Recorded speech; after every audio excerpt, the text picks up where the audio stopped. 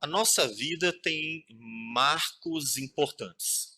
Tenho certeza que, como já foi dito hoje, o John e a Carol estão bastante marcados com o casamento. Dá para ver pela cara deles. Um marco que nunca mais se apagará.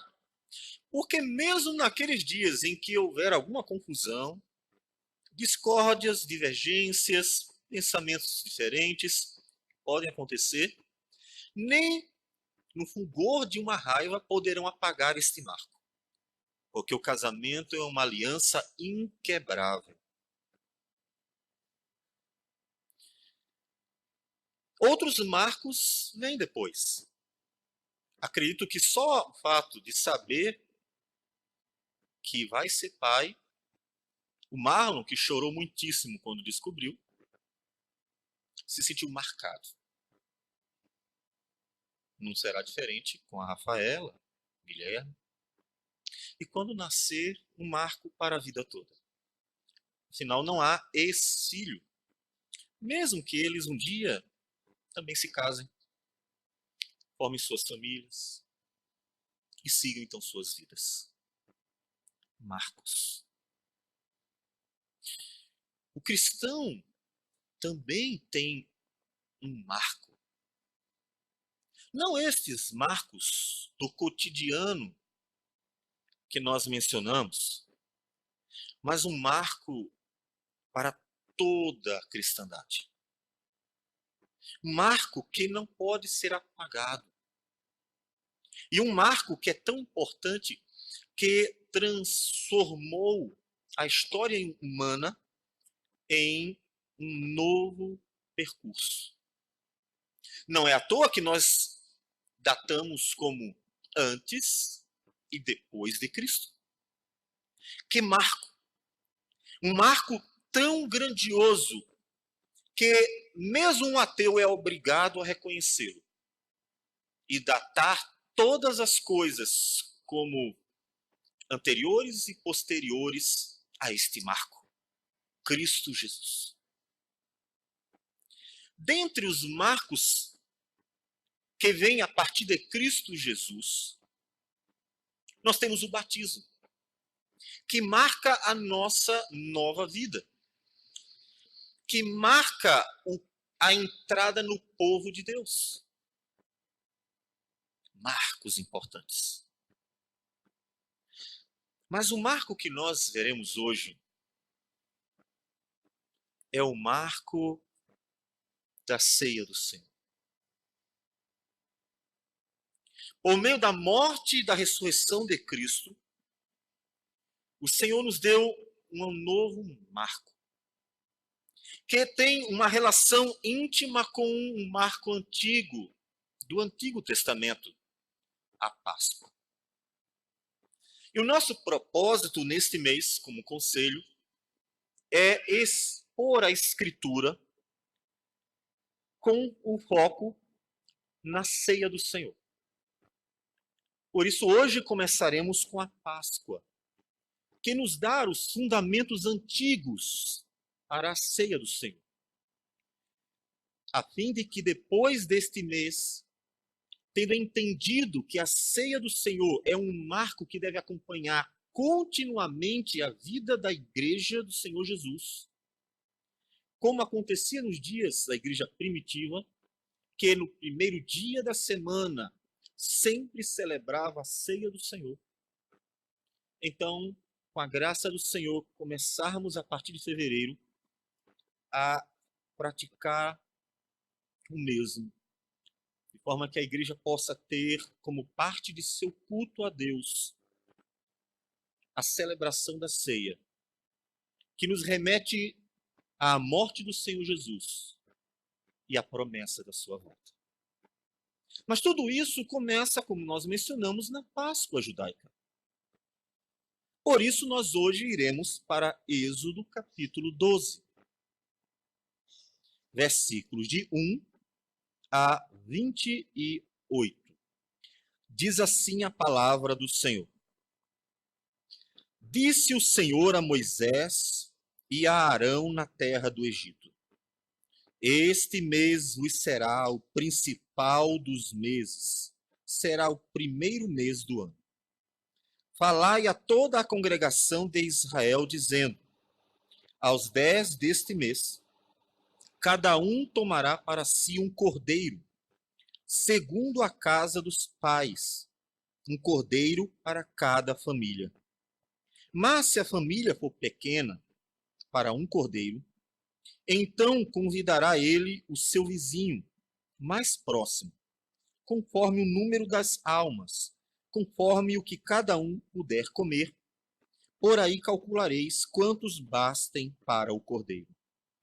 O cordeiro será sem defeito, macho de um ano. Podereis tomar um cordeiro ou um cabrito, e o guardareis até ao 14º dia deste mês. E todo o ajuntamento da congregação de Israel o imolará no crepúsculo da tarde. Tomarão do sangue e o porão em ambas as ombreiras e na verga da porta, nas casas em que o comerem. Naquela noite, comerão a carne assada no fogo, com pães asmos e ervas amargas a comerão. Não comereis do animal nada cru, nem cozido em água, porém assado ao fogo, a cabeça, as pernas e a fressura. Nada deixareis nele até pela manhã. O que, porém, ficar até pela manhã, queimá-lo-eis. Desta maneira o comereis: lombos cingidos, sandálias nos pés e cajado na mão. Comê-lo-eis à pressa, é a Páscoa do Senhor. Porque naquela noite passarei pela terra do Egito, e ferirei na terra do Egito todos os primogênitos, desde os homens até aos animais. Executarei juízo sobre todos os deuses do Egito. Eu sou o Senhor. O sangue vos será por sinal nas casas em que estiverdes. Quando eu vir o sangue, passarei por vós, e não haverá entre vós praga destruidora, quando eu ferir a terra do Egito. Este dia vos será por memorial, e o celebrareis como solenidade ao Senhor. Nas vossas gerações o celebrareis por estatuto perpétuo. 7 dias comereis pães asmos. Logo ao primeiro dia tirareis o fermento das vossas casas, pois qualquer que comer coisa levedada, desde o primeiro dia até ao 7º dia, essa pessoa será eliminada de Israel. Ao primeiro dia haverá para vós outros santa assembleia. Também ao 7º dia tereis santa assembleia. Nenhuma obra se fará nele, exceto o que diz respeito ao comer. Somente isso podereis fazer. Guardai, pois, a festa dos pães asmos, porque nesse mesmo dia tirei as vossas hostes da terra do Egito. Portanto, guardareis este dia nas vossas gerações por estatuto perpétuo. Desde o dia 14 do primeiro mês à tarde, comereis pães asmos até à tarde do dia 21 do mesmo mês. Por 7 dias não se ache nenhum fermento nas vossas casas, porque qualquer que comer pão levedado será eliminado da congregação de Israel, tanto o peregrino como o natural da terra. Nenhuma coisa levedada comereis. Em todas as vossas habitações comereis pães asmos. Chamou, pois, Moisés todos os anciãos de Israel e lhes disse: escolhei e tomai cordeiros segundo as vossas famílias, e imolai a Páscoa. Tomai um molho de sopo, molhai-o no sangue que estiver na bacia, e marcai a verga da porta e suas ombreiras com o sangue que estiver na bacia. Nenhum de vós saia da porta da sua casa até pela manhã, porque o Senhor passará para ferir os egípcios. Quando vir, porém, o sangue na verga da porta e em ambas as ombreiras, passará o Senhor aquela porta e não permitirá ao destruidor que entre em vossas casas para vos ferir. Guardai, pois, isto por estatuto para vós outros e para vossos filhos, para sempre. E uma vez dentro na terra que o Senhor vos dará, como tem dito, observai este rito. Quando vossos filhos vos perguntarem, que rito é este? Respondereis, é o sacrifício da Páscoa ao Senhor, que passou por cima das casas dos filhos de Israel no Egito, quando feriu os egípcios e livrou as nossas casas. Então o povo se inclinou e adorou. E foram os filhos de Israel que fizeram isso como o Senhor ordenara a Moisés. E Arão assim fizeram. Senhor Deus amado, muito obrigado, Senhor, por tudo. Porque o Senhor fez com que a ira santa passasse, pulasse aqueles que foram marcados pelo sangue do Cordeiro de Deus. Agora ajuda-nos a compreender e aplicar à nossa vida esta porção da Escritura, porque a tua palavra é o teu poder para a salvação. E aqueles que porventura ainda não conhecem a Cristo, ainda não compreendem a justiça do Cordeiro, possam compreendê-la, Senhor, a partir da exposição da tua palavra. Abençoe-nos, Deus, quebranta corações e fala conosco, em nome de Jesus. Amém. Amém. Deus começou a castigar o Egito que oprimia Israel. Semelhante ao que Paulo diz em Colossenses 1,13, Deus estava tirando do império das trevas e transportando Israel para uma terra prometida. E 10 pragas serão um sinal de juízo divino sobre um povo pagão, que tem muitos deuses. A 10ª praga seria a morte dos primogênitos dos egípcios. Antes da praga acontecer, Deus institui no meio de Israel uma cerimônia que deveria ser obedecida, repetida, como um mandamento para todas as gerações. A Páscoa. A Páscoa, que significa exatamente esta passagem, ou esse pulo que é dado sobre as casas dos israelitas. O passar as casas do povo de Deus, casas marcadas com o sangue. Por isso o nome da festa se chamou Páscoa. E nós precisamos conhecê-la. Nós não devemos celebrá-la, porque Cristo é o nosso Cordeiro Pascual, como nós veremos melhor. E aqui está na nossa Páscoa, não mais um dia no ano, como Deus havia instituído. Mas a Páscoa para nós é fundamental como uma herança histórica, porque a nossa ceia, ela tem uma relação com esta Páscoa. Porque a Páscoa cristã, que é a ceia do Senhor, ela tem origem nesta Páscoa, que culminou com a morte do Cordeiro Pascual, Jesus Cristo, nosso Cordeiro. Então vamos conhecer um pouco melhor o que o texto nos diz sobre a Páscoa, de forma que nós veremos, inclusive, os elementos dela parcialmente presentes na Páscoa judaica. O texto começa dizendo que disse o Senhor a Moisés e Arão. Esse disse o Senhor a Moisés e Arão deve ser entendido como uma ordem. O simples fato de Deus ter chamado Moisés e Arão para dar a eles esta cerimônia, este rito da Páscoa, deve ser entendido como Deus quer que seja assim.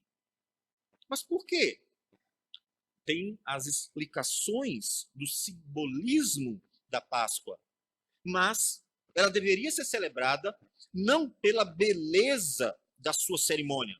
Por que nós celebramos a Páscoa? Porque é tão bonita.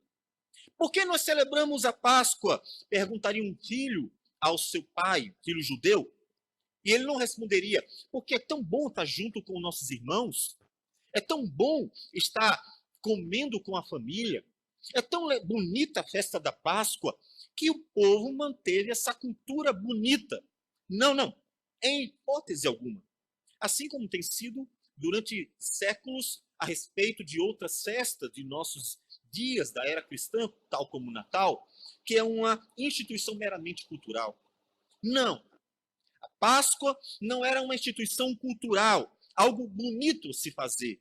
Ela havia sido realmente instituída por Deus. Disse o Senhor que era para ser assim.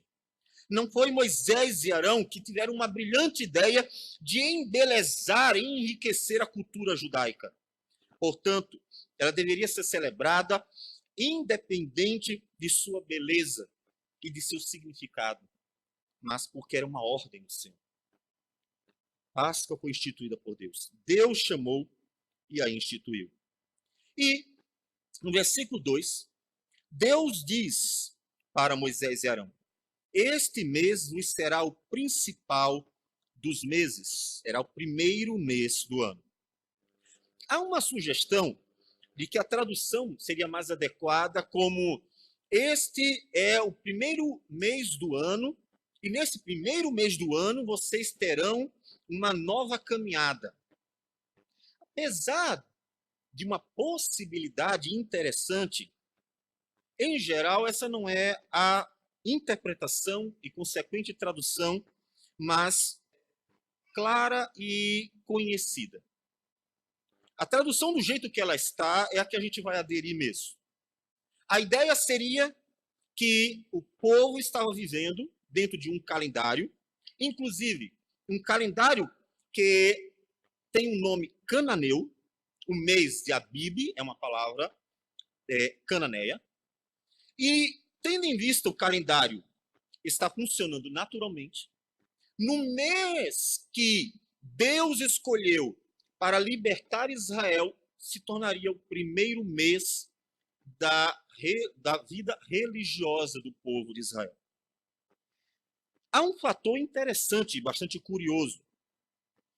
É considerado que este seria o 7º mês do calendário cananeu, não o primeiro mês. Esse é um dado bastante interessante, porque nos lembra, inclusive, aquilo que o cristianismo fez. Eles estavam vivendo e aquele era o 7º mês de um calendário pagão. E Deus simplesmente nos diz, agora este será o primeiro mês dessa nova vida de vocês. Não como um povo escravo que tem que aderir à cultura pagã.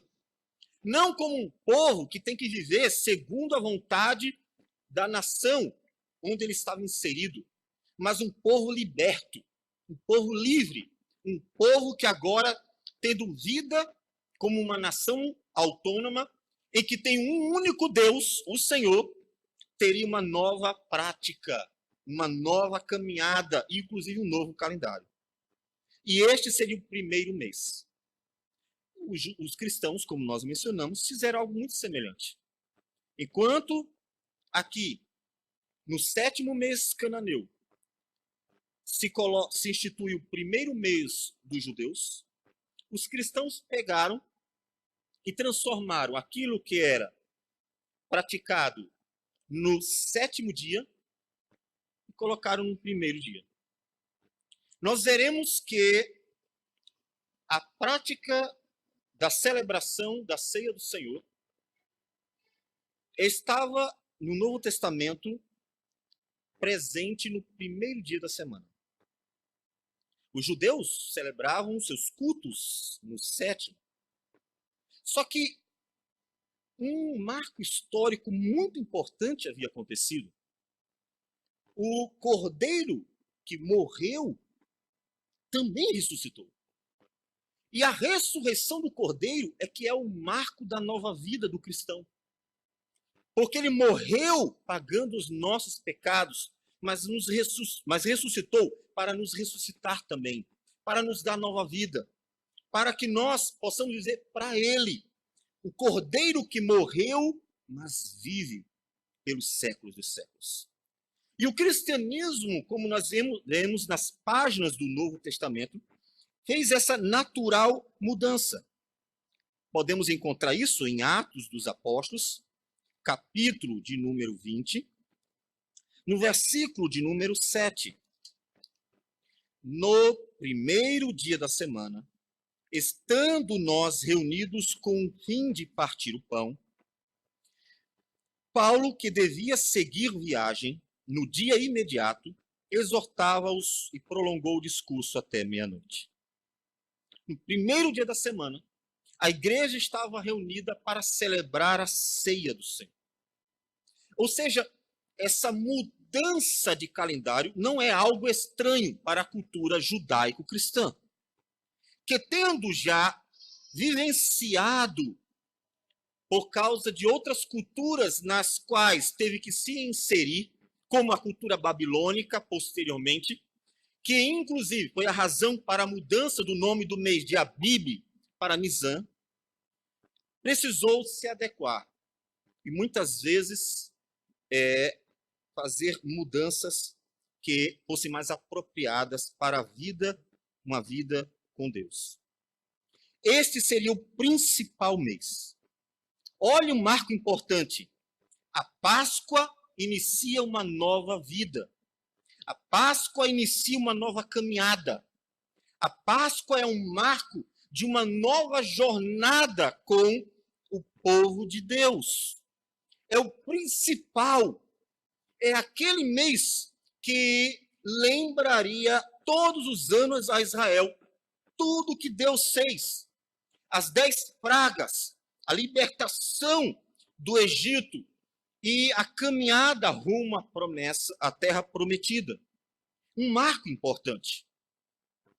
Nós temos muitos marcos, como nós mencionamos, mas nenhum marco deveria ser tão importante quanto o marco de sermos cristãos. O início da nossa caminhada.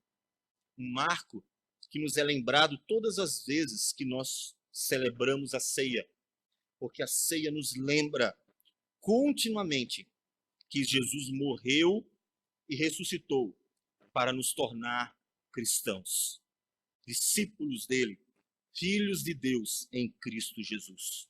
Um marco. Não pode ser vulgarizado. É uma data importante. É uma data mais importante do que o seu dia de casamento. É uma data mais importante do que o dia em que seu filho nasceu, ou o seu aniversário. É uma data mais importante do que qualquer outra data em que para você seja marcante aquilo que Cristo fez por nós e em nós. É o principal mês. Se tornou o primeiro mês do ano. Como é importante isso. Como é importante. Então, começa uma nova jornada de Israel. E no versículo 3, Deus continua. Falai a toda a congregação de Israel, para todos, indistintamente, dizendo, aos 10 deste mês, cada um tomará para si um cordeiro. Observe que o todo e o cada junto, ou seja, a ênfase no fato de que Deus está estabelecendo uma aliança com um povo inteiro, mas que ao mesmo tempo iria exigir uma atitude de cada indivíduo. Porque se o indivíduo não obedecesse, seria expulso do povo de Deus. A Páscoa tinha que ser celebrada. Era uma obrigação. Não poderia ser quebrada de modo algum. De modo algum. Cada um tomará para si um cordeiro, segundo a casa dos pais, um cordeiro para cada família. E aí aparece um terceiro termo que é importantíssimo para o povo de Deus. Família.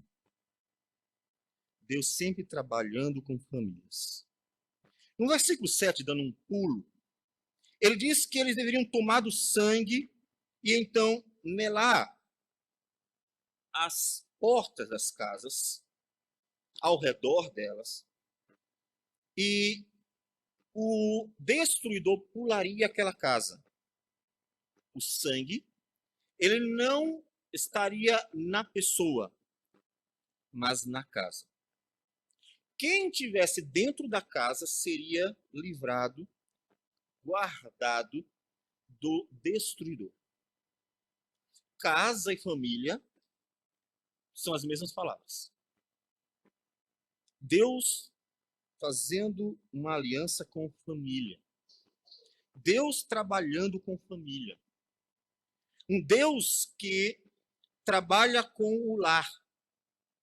De tal maneira que no Antigo Testamento a circuncisão era um sinal de aliança dada só ao homem, visando a sua posteridade, o filho da promessa, Jesus Cristo, mas que tinha uma abrangência para toda a família, de modo que as mulheres se beneficiavam desta aliança por meio de um sinal que estava apenas no homem, o cabeça da família.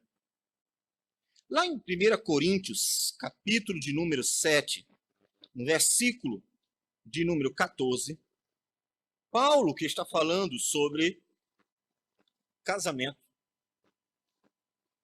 que no versículo 10 disse, aos casados ordeno, não eu, mas o Senhor, que a mulher não se aparte do marido, e nem o marido da mulher. Ou seja, divórcio, como diz em Malaquias, é odiado por Deus e jamais autorizado pela Escritura.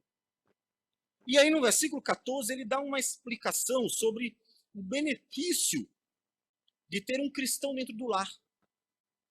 Versículo 14 ele diz, porque o marido incrédulo é santificado no convívio da esposa, e a esposa incrédula é santificada no convívio do marido crente. Se o marido é cristão, a esposa é santificada, ou seja, abençoada pelo marido cristão, que estará orando por ela, lendo a palavra de Deus para ela, conduzindo-a ao culto ao Senhor, de tal modo, então, que ela estará sendo constantemente conduzida para Cristo. Também, se o marido for incrédulo e a esposa for cristã, esta, que lá em 1 Pedro, capítulo 3, deve ter um testemunho de vida, um comportamento cheio de temor, estará conduzindo o marido a Cristo, ganhando, mesmo sem palavra alguma, pelo seu testemunho de vida. Então ele diz, Paulo, voltando para o versículo 14, doutra sorte, os vossos filhos seriam impuros, porém agora são santos. Os filhos são beneficiados com o fato de que o pai ou a mãe, ou os dois, serem cristãos. Beneficiados com suas orações, com a palavra ensinada, com a presença no meio do povo de Deus. Porque nossos filhos não nascem cristãos. De modo algum. Mas esses filhos passam a viver no meio do povo de Deus. Porque os pais conduzem os filhos a isto. Eles são abençoados. Abençoados. É interessante que em Atos dos Apóstolos, capítulo 11, e também acontece a mesma coisa no capítulo 16, Atos 11, versículo 14, depois que Pedro pregou para Cornélio, e ele vai dar o testemunho disso, ele menciona o que aconteceu. E Atos capítulo 11, versículo 14, ele diz, o qual se dirá palavras mediante as quais serás salvo, tu e toda a tua casa. Se referindo à casa de Cornélio, para quem o apóstolo Pedro havia pregado. Em Atos 16, versículo 31, algo semelhante acontece com aquele carcereiro que, tendo testemunhado o terremoto e mesmo com ele a permanência dos presos que estavam ao redor de Paulo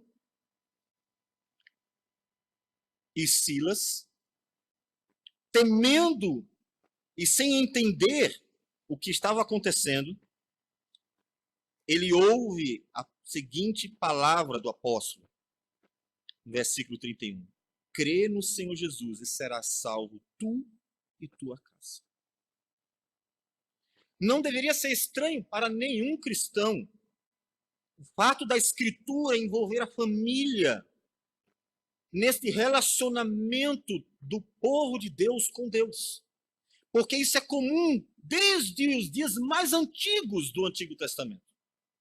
Como Noé, que tendo sido chamado por Deus, não foi sozinho.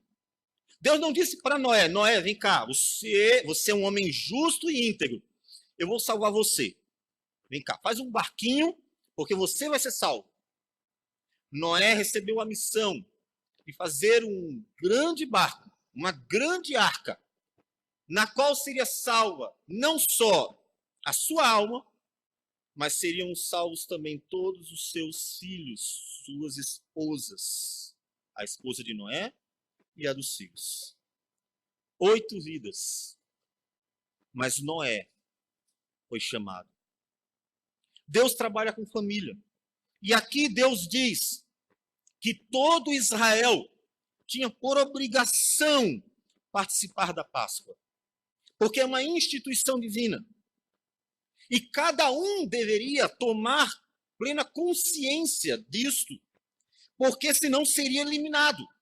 Versículo 19 diz que quem comer pão levedado será eliminado da congregação. Deus não permite negligência. Mas o cordeiro, que seria morto para dar vida aos judeus, aos hebreus, seria partilhado com a família. Um cordeiro para cada família. O cordeiro morto para salvar famílias. Para salvar famílias. Que cordeiro deveria ser? Continuamos com o versículo 5. O cordeiro será sem defeito, macho de um ano. Um cordeiro que poderíamos dizer santo. Um cordeiro que realmente apontasse para o Senhor Jesus. 1 Pedro, capítulo 1, versículo 19, nos diz que nós somos redimidos pelo precioso sangue como de cordeiro, sem defeito e sem mácula, o sangue de Cristo. Exatamente uma referência a este cordeiro. O cordeiro tinha que ser sem defeito, não poderia ser manco, não poderia ter problemas na pele, não poderia ter nenhum defeito, nenhum. Aquele cordeiro que quem cria vende para os melhores clientes. Aquele cordeiro perfeito. Porque esse cordeiro sem defeito estava apontando para o cordeiro que verdadeiramente não tem defeito nenhum. Cristo Jesus. O santo cordeiro de Deus. Macho de um ano, cordeiro jovem, como jovem morreu o Senhor Jesus. Esse deveria ser o cordeiro. Observe que há um propósito na instituição. Propósito de apontar para o verdadeiro Cordeiro de Deus que tira o pecado do mundo. A negligência disso, a negligência tomando cordeiros que não fossem sem defeito, vulgarizariam a cerimônia e perderia o seu significado. porque o propósito era apontar para o Cordeiro de Deus, santo e sem defeito, que tira o pecado do mundo.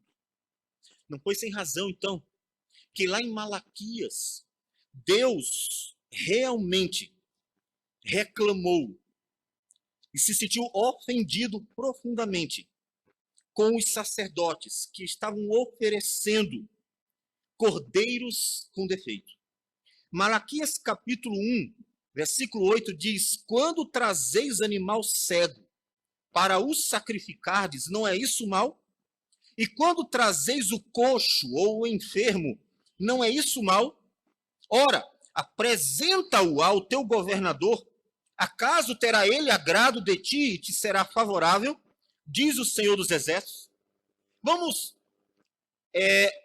trazer para os nossos dias, contextualizar. Seria como se Guilherme simplesmente trouxesse para sua esposa, que diz amar muitíssimo, um presentinho qualquer quebrado, danificado, e ele só o trouxe por causa disso. Seria como se ele, tendo usufruído de algum bem, desse a ela o que sobrou. Deus diz: você está me dando o resto, você está me dando o que ninguém quer. Um cordeiro cheio de defeitos. Dá ao teu governador, eu quero ver se ele vai considerar o teu presente como um presente honroso ou como uma afronta de alguém que está dando o resto para ele. Nenhum de nós se sente privilegiado em receber aquilo que não se quer mais, porque está ruim, está quebrado, está danificado. Quanto mais Deus. O cordeiro teria que ser sem defeito, porque o cordeiro está sendo sacrificado a um Deus santo. Tudo que é para Deus tem que ser santo, como Deus é santo. Como poderia dar a algo tão inferior a Deus, sendo ele tão grandioso? Tem que ser exatamente como ele quer, porque é uma afronta à santidade de Deus dar a ele algo que nem mesmo nós queremos. Cordeiro sem defeito, que apontava para Cristo, o único cordeiro sem defeito, do qual Deus realmente receberia o sacrifício para nos justificar de todos os nossos pecados. Tinha que ser assim. Não poderia ser diferente. De modo algum. De modo algum.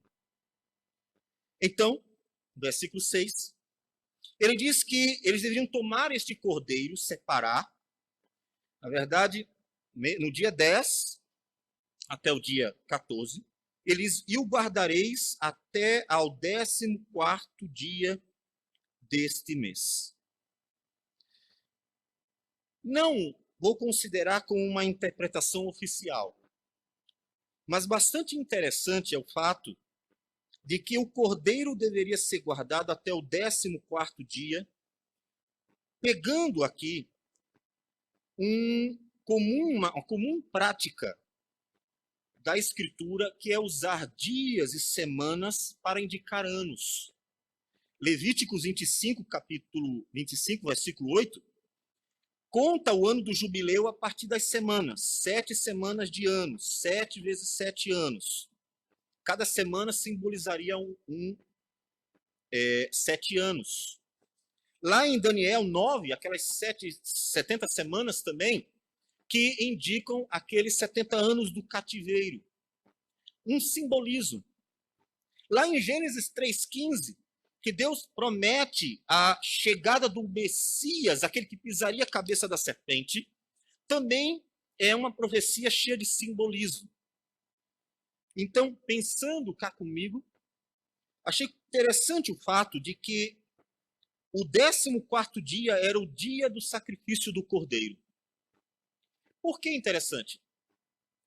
Porque os judeus estão exatamente a 14 séculos de Cristo. Esse é o fator interessante. Exatamente essa data aqui está ali no século 14 a.C.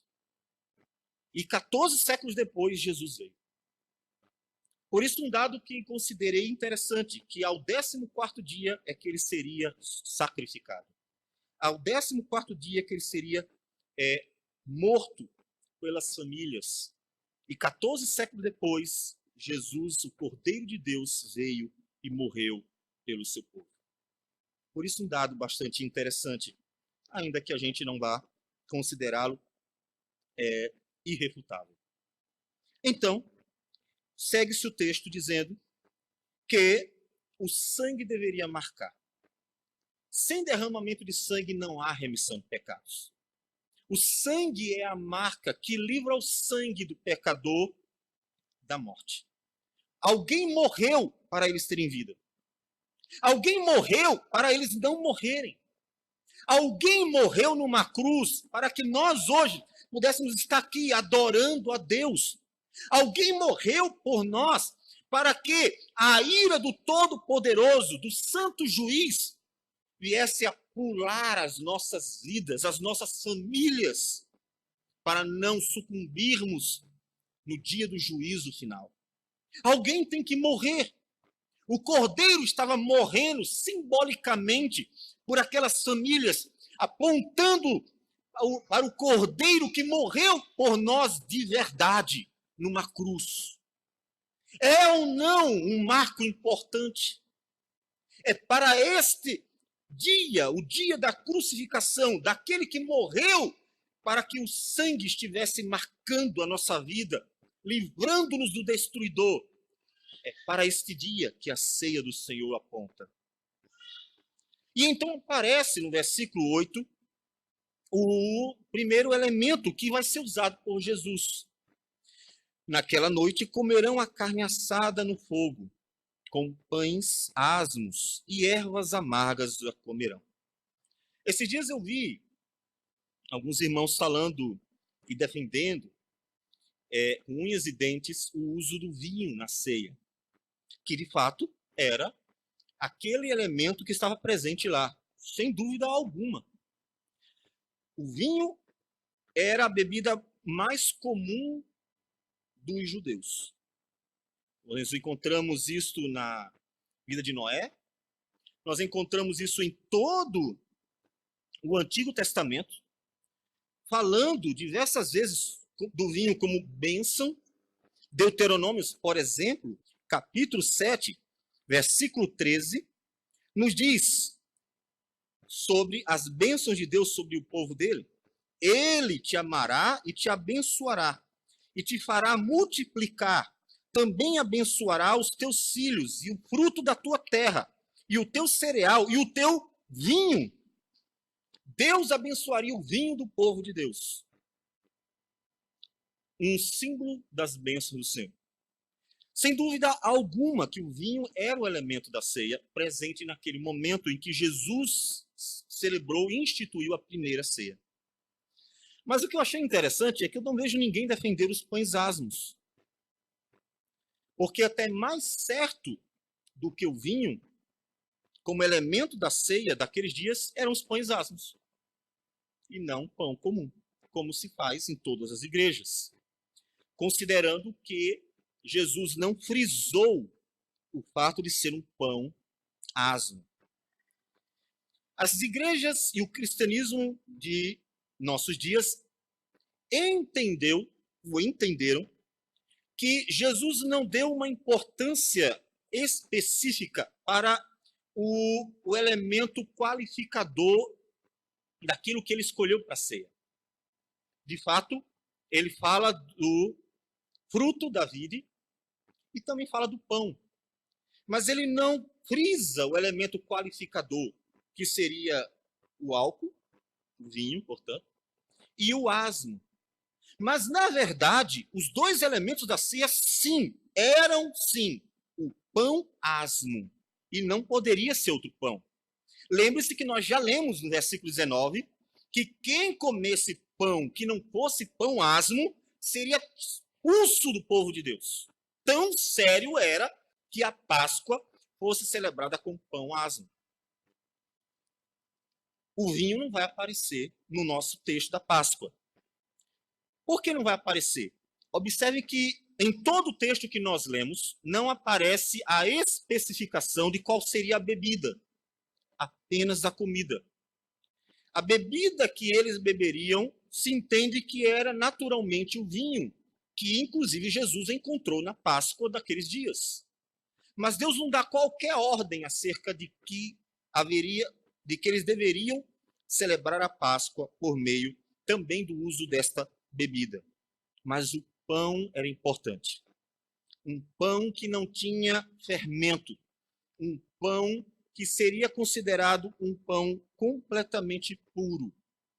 Simplesmente farinha e água. O pão mais puro possível. Não tinha nada além de farinha e água. Só. Um pão asmo. Com este pão e as ervas amargas, eles deveriam comer o cordeiro, celebrando a Páscoa, lembrando tanto o sofrimento no Egito, quanto a rapidez com que sairiam dele, por meio do poder de Deus que agiu graciosamente naqueles dias para libertar o povo de Israel. Eles deveriam, então, comer os pães asmos. Seguindo um pouco mais adiante, o texto nos diz, versículo 10, que eles não deveriam deixar nada. O cordeiro deveria ser comido por inteiro. Uma provável indicação de um sacrifício completo. Lembre-se que em João 19:34, quando uma lança do soldado perfurou Jesus, propositadamente, saiu sangue e água. Uma morte completa. Jesus morreu realmente naquela cruz. A sua vida foi completamente tirada ali. O sacrifício da Páscoa deveria ser completo. Nada se deixaria. Jesus, o verdadeiro homem, verdadeiramente morreu por nós. Ou seja, o sacrifício foi completo, foi real, para realmente substituir a nossa vida na cruz do Calvário, a fim de que nós não viéssemos a sofrer a ira divina no futuro. Um sacrifício completo. Então, versículo 12, e nós depois pularemos para o versículo 17, nos contam que a Páscoa que está sendo instituída, ela nos remete a duas ações divinas. Versículo 12 nos diz que é a Páscoa do Senhor, porque naquela noite passarei pela terra do Egito e ferirei na terra do Egito todos os primogênitos, desde os homens até os animais. Executarei juízo sobre os deuses do Egito, eu sou o Senhor. Primeira ação divina mencionada e que a Páscoa aponta para ela é o juízo divino sobre os ímpios, sobre os deuses do Egito, sobre o mundo pagão. A Páscoa nos remete ao juízo do Senhor sobre aqueles que desprezam o Criador. O juízo de Deus é lembrado quando um filho do judeu tivesse que ensinar aos seus filhos o que era a Páscoa, ele lembraria que a Páscoa foi o dia em que Deus fez justiça, condenando os egípcios que maltrataram o povo de Deus. O juízo de Deus foi executado. É interessante que em 1 Coríntios, no capítulo 11, no versículo de número 26 e 27, porque todas as vezes que comerdes este pão e beberdes o cálice, anunciais a morte do Senhor até que ele venha. Morte e retorno de Cristo. Por isso, aquele que comer o pão ou beber o cálice do Senhor indignamente será réu do corpo e do sangue do Senhor. Observe que na ceia há os dois elementos que também havia na Páscoa. Porque a ceia nos lembra a salvação, como nós veremos no versículo 17. mas também nos lembra que houve um juízo derramado sobre alguém. Em nosso caso, um juízo derramado sobre Cristo para a nossa salvação. Ele sofreu a ira divina para nos salvar, mas também nos lembra a condenação que virá sobre todos aqueles que não participam da ceia. Inclusive, até a disciplina do Senhor é mencionada para aqueles que desprezam o verdadeiro significado dela e vulgarizam a ceia. Nos lembra que a ira divina foi derramada sobre alguém, mas nos lembra a salvação também. Versículo 17 diz: guardai, pois, a festa dos pães asmos, porque nesse mesmo dia tirei vossas hostes da terra do Egito. Salvação. A Páscoa lembraria ao judeu que Deus trouxe juízo sobre o povo inimigo, que o oprimia, e o fez isso por muitos anos, mais de 400. Mas lembrava também que naquele dia eles foram tirados, uma nova vida. A ceia nos lembra a morte de Cristo, a ira divina sobre ele. Nos lembra o juízo vindouro que será derramado sobre todos aqueles que não conheceram a Cristo ou não se renderam a Cristo. Mas nos lembra também que Jesus voltará para nos buscar. Nos lembra a terra prometida, o novo céu, a nova terra. Nos lembra a salvação, um marco de que Deus nos deu uma nova vida. Novas criaturas nós somos. Páscoa era um marco muito importante. Algo novo aconteceu. Porque Deus condenou os ímpios e salvou o seu povo. Um povo comprado por ele. O sinal disso era o sangue daquele cordeiro, para que Deus fizesse o destruidor pular as casas, passar por elas, para não destruí-las. A Páscoa é muito significativa. A ceia não poderia ser menos, porque quem a instituiu foi o Cordeiro Pascual.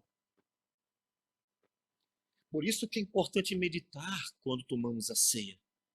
Como o judeu. Quando o judeu comia o Cordeiro Pascual, ele estava lembrando aquilo que Deus fez no meio do povo dele, julgando os egípcios e libertando o seu povo. Passando alguns versículos, no versículo 26, diz: quando vossos filhos vos perguntarem, que rito é esse? Ô pai, por que a gente faz isso? Quantos anos já se passaram? 100, 200, 300? 1300. Um século antes de Jesus vir. E o filho de um judeu pergunta: pai, por que a gente come um cordeiro com pães asmos e celebra todo este rito? O que é isso? Versículo 27 diz: respondereis, é o sacrifício da Páscoa ao Senhor, que passou por cima das casas dos filhos de Israel, pulou, quando feriu os egípcios e livrou as nossas casas. Percebem? A resposta envolve juízo e salvação. A Páscoa indica: Deus feriu os egípcios, juízo e condenação aos ímpios, aos que desprezam Deus. Aquele povo que depois de 9 pragas, 9, depois de Moisés ter advertido o faraó 9 vezes, afora as anteriores, antes de começarem as pragas. E mesmo assim não deram ouvidos, desprezaram, ignoraram a advertência do Senhor. Juízo para eles. e salvação para um povo que confiou em Deus. Deixa eu me aproveitar e perguntar: quantas vezes você já foi advertido por Deus? Quantas vezes Deus já mostrou para você que você está no caminho errado? Quantas vezes eu já disse que não é assim? Quantas vezes já foi dito: mude?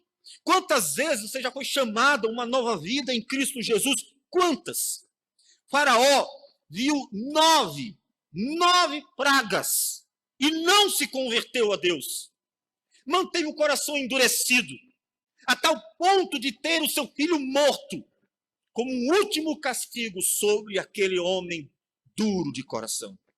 Quantas vezes será necessário Deus falar para você a necessidade de ir até o Cordeiro de Deus que tira o pecado do mundo? Quantas vezes será necessário chamar para uma nova vida, para que você viva para a glória de Deus como uma esposa, como um marido, como filhos, como pais, como gente, criatura de Deus, criado para a glória dele? Quantas vezes será necessário Deus chamar? Por isso, a ceia, assim como a Páscoa, não só anuncia a nossa salvação, anuncia o juízo de Deus sobre o mundo também. O juízo sobre todos os que foram chamados todos os anos, chamados a Cristo, chamados a negarem a si mesmos e se entregarem ao Cordeiro de Deus e crerem na justiça dele. Chamados a não viverem mais para si, mas para aquele que morreu e ressuscitou. Quantas vezes o mundo tem sido chamado à redenção? Tantas quanto a igreja estiver ceando e anunciando pela pregação, e testemunhando com a vida. Por isso, ela também nos aponta para a condenação daqueles que desprezaram esta graça divina que tem sido anunciada no decurso dos séculos. Mas anuncia a salvação. Sim, ela não só é uma advertência a respeito do juízo de Deus, ela é um conforto. Ela anuncia a volta de Jesus para aqueles que estão cansados. Ah, Deus, mais um ano. Eu nem comprei fogos de artifício. Estou tão cansado da vida. No meu trabalho, meu chefe é avarento. Meus colegas são egoístas e tentam derrubar uns aos outros. Em casa, a gente não tem as coisas muito bem. A esposa não é aquelas coisas todas. O marido não é um marido tão dedicado. Os filhos não obedecem como deveriam. Ou os pais não dão exemplo. A vida, Senhor, ela é cansativa, marcada por lutas. As doenças aparecem de repente. E assim a vida vem cheia de cardos e abrolhos, como o Senhor disse a Adão que seria, desde o início. Para uma vida cansada. A ceia lembra ao cristão continuamente. E todo primeiro dia da semana era celebrada para isto também. Ela lembra a promessa de que Jesus não nos deixou sós, de que Ele estaria conosco até a consumação dos séculos e que Ele voltaria. Porque ela anuncia que nós já somos um povo de Deus, justificados. A morte. Mas ela anuncia a esperança, porque ela anuncia a volta do Senhor Jesus. A ceia, então, comporta aqueles que já se entregaram para Jesus. Aqueles que um dia disseram: Senhor, toma minha vida. Vejo só miséria em mim mesmo. E negando-se a si mesmo, como disse Cristo, aquele que quer ser meu discípulo, negue-se a si mesmo, tome a sua cruz e siga-me. E tendo entregue a sua vida ao Senhor Jesus completamente, dizendo como Paulo disse: já não sou eu quem vive, mas Cristo vive em mim. Então, procuram viver pela fé no Filho de Deus, que nos amou e a si mesmo se entregou por nós. e ela conforta o coração. Calma, meu filho. Calma, minha filha. Há um reino preparado para nós. Que em Romanos capítulo 8, Paulo disse que o sofrimento deste mundo não pode ser comparado com a glória que há de ser revelada para o povo de Deus. Calma. Olha para a ceia. Demorou 14 séculos desde a Páscoa. Demorou 20 séculos desde a promessa a Abraão. E mais ainda, desde a promessa do proto-evangelho para Adão e Eva. Mas Deus cumpriu a sua palavra. E não importa quão demorada pareça, ela é fiel e verdadeira. E a ceia nos lembra disso. Ela comporta o nosso coração diante de todas essas lutas que nós temos. Essa é a Páscoa. Páscoa do Senhor. O versículo 24 nos diz: guardai, pois, isto por estatuto para vós outros e para vossos filhos, para sempre. E uma vez dentro da terra, na terra que o Senhor vos dará, como tem dito, observai este rito. Jesus deu semelhante ordenança para nós fazermos isso todas as vezes. E como nos diz o versículo 14 de Êxodo 12, este vos será por memorial, disse Jesus, que todas as vezes que nós comermos deste pão, bebermos desse cálice, nós o fazemos em memória dele. É um memorial também. A ceia, portanto, é uma graciosa instituição divina para lembrar o povo de Deus o grande poder manifesto em favor deste povo. A grande redenção. O dia em que Deus operou salvação, condenando os inimigos deste povo e libertando das garras dele, livrando-o do império das trevas. Então é um marco importante. Quão importante é para você a ceia do Senhor? Quão importante. O quanto você está refletindo sobre o que Cristo verdadeiramente fez para você ter vida. O quanto você está meditando naquilo que Cristo fez para que nós pudéssemos hoje celebrar esta ceia.